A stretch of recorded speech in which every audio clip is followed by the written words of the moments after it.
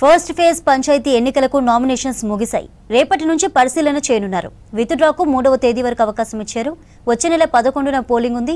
ఇక పలు గ్రామాల్లో సర్పంచ్లు ఏకగ్రీవమయ్యారు. సీఎం సొంతూరు కొండారెడ్డిపల్లిలో సర్పంచ్ను ఏకగ్రీవంగా ఎన్నుకున్నారు. పలు గ్రామాల్లో వేలం ద్వారా సర్పంచ్ను దక్కించుకోవడంపై సర్కార్ ఆగ్రహం వ్యక్తం చేసింది. గ్రామాల్లో ప్రజాస్వామ్యం పరిడవిల్లాలని చెప్పింది. ఎవరో బలవంతంగా వేలం నిర్వహించొద్దని చెప్పింది సర్కార్.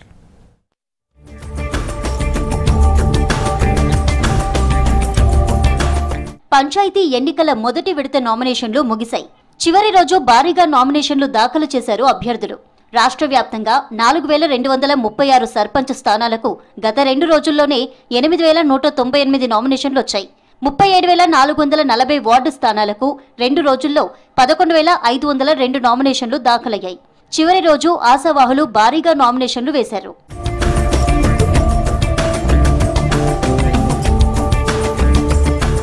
రేపు నామినేషన్ల పరిశీలన జరగనుంది. చెల్లుబాటయ్యే అభ్యర్థుల లిస్టు రెడీ చేస్తున్నారు అధికారులు. సర్పంచ్, వార్డు మెంబర్ అభ్యర్థి నామినేషన్ తిరస్కరణకు గురైతే ఆ అభ్యర్థి రెవెన్యూ డివిజనల్, సబ్ కలెక్టర్ దగ్గర రిటర్నింగ్ అధికారి నిర్ణయంపై డిసెంబర్ 1న సాయంత్రం వరకు అప్పీల్ చేసుకోవచ్చు. 2న అప్పీళ్లను పరిష్కరిస్తారు. డిసెంబర్ 3న మధ్యాహ్నం 3 గంటల వరకు నామినేషన్ల ఉపసంహరణకు గడువు ఉంది. అదే రోజు మధ్యాహ్నం 3 గంటల తర్వాత బరిలో నిలిచిన అభ్యర్థుల జాబితాను ఎన్నికల అధికారులు ప్రకటిస్తారు.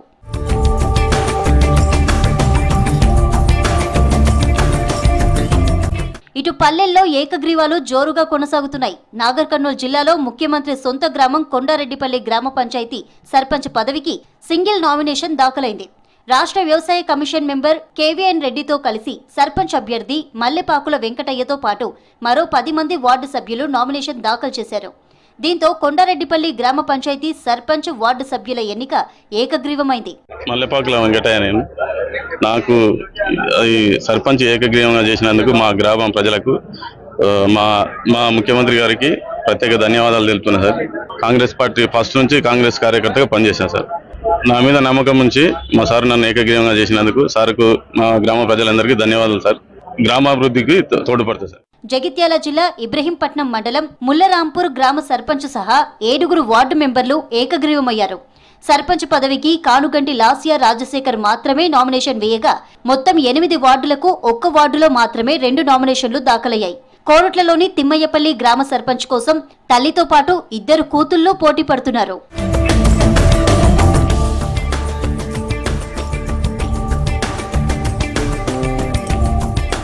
ఇక కరీంనగర్ చొప్పదండి మండలం దేశాయిపేట గ్రామ పంచాయతీ పాలకవర్గం ఏకగ్రీవమైంది. బీసీ మహిళ రిజర్వ్ స్థానంలో తిరుమల ఏకగ్రీవంగా ఎన్నుకోబడ్డారు. శివాలయం నిర్మాణానికి విరాళాలు ఇస్తే ఎన్నికలు ఏకగ్రీవం చేస్తామని గ్రామస్తులు చెప్పడంతో సర్పంచ్ అభ్యర్థి 22 లక్షల విరాళమిచ్చారు. దీంతో సర్పంచ్ ఏకగ్రీవం అయ్యారు.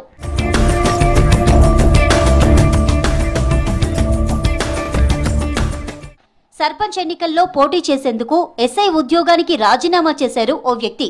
సూర్యాపేట జిల్లా కోదాడ మండలం గుడిబండకు చెందిన వెంకటేశ్వర్లు ఎస్ఐ ఉద్యోగానికి రాజీనామా చేసి సర్పంచ్ అభ్యర్థిగా నామినేషన్ వేశారు. మరో 5 నెలలు సర్వీస్ ఉండగానే వీఆర్ఎస్ తీసుకుని సర్పంచ్ బరిలో నిలిచారు.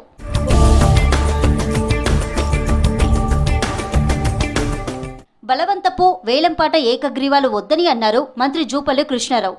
ఓటర్లు స్వేచ్ఛగా ఓటు హక్కు వినియోగించుకోవాలని చెప్పారు. బలవంతపు ఏకగ్రీవాలు ప్రజాస్వామ్యానికి మంచివి కావన్నారు. పల్లెల్లో ప్రజాస్వామ్యం పరడవిల్లాలని చెప్పారు.